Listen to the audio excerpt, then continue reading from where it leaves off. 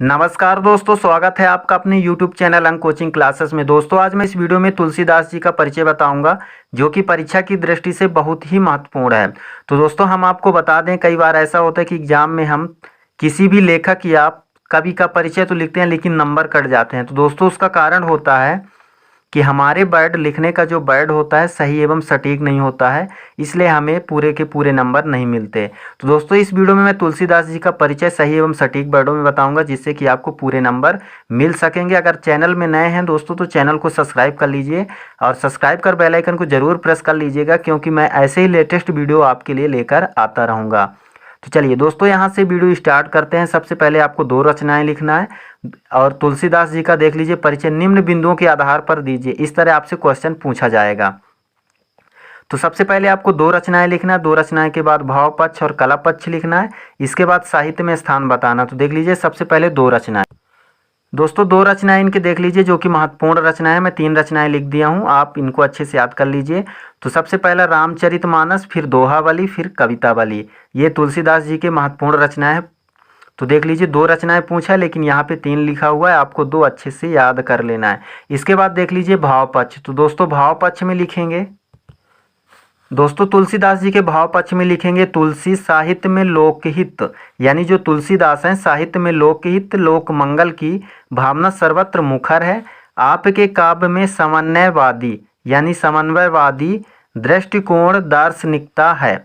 इस तरह से आपको लिखना है। आप रस सिद्ध कवि हैं, यानी जो तुलसीदास जी हैं वो कैसे कवि हैं, यहाँ पे देख लीजिए रस सिद्ध कवि हैं। तो एक बार फिर से रिपीट कर लीजिए तो याद हो जाएगा। तो दोस्तों भाव पक्ष में लिखना है तुलसी साहित्य में लोकहित लोक मंगल की भावना सर्वत्र मुखर है। आपके काव्य में समन्वयवादी दृष्टिकोण दार्शनिकता है। आप रस सिद्ध कवि हैं। इस तरह से आपको लिखना है। तो दोस्तों जो तुलसीदास जी हैं वो कैसे कवि हैं, रस सिद्ध कवि। तो इस तरह से आपको भाव पक्ष में लिखना है। इसी तरह आपको कला पक्ष में लिखना है। तो दोस्तों कला पक्ष देख लीजिए तुलसीदास जी का।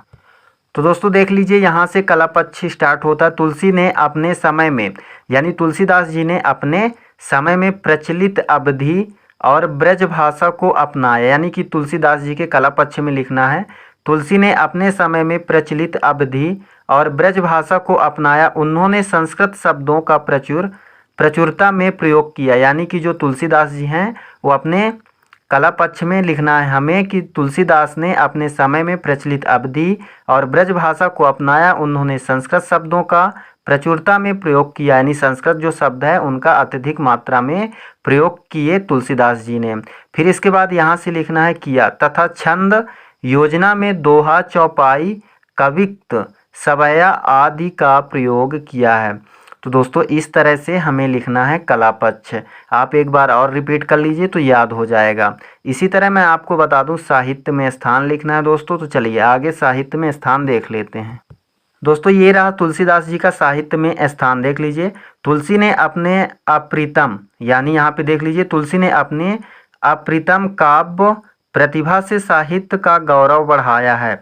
यहाँ पे देख लीजिए गौरव बढ़ाया है। तो दोस्तों इस तरह से लिखना है आपको साहित्य में स्थान।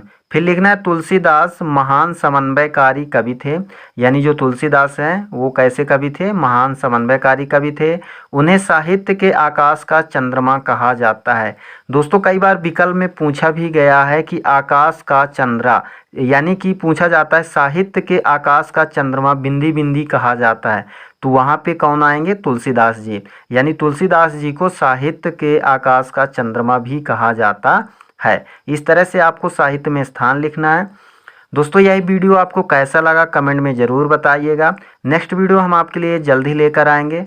चैनल में नए हैं दोस्तों तो चैनल को सब्सक्राइब कर बेल आइकन को प्रेस कर लीजिएगा, क्योंकि ऐसे लेटेस्ट वीडियो हम आपके लिए लेकर आते रहेंगे। नेक्स्ट वीडियो में जल्द ही मिलेंगे दोस्तों। जय हिंद, वंदे मातरम।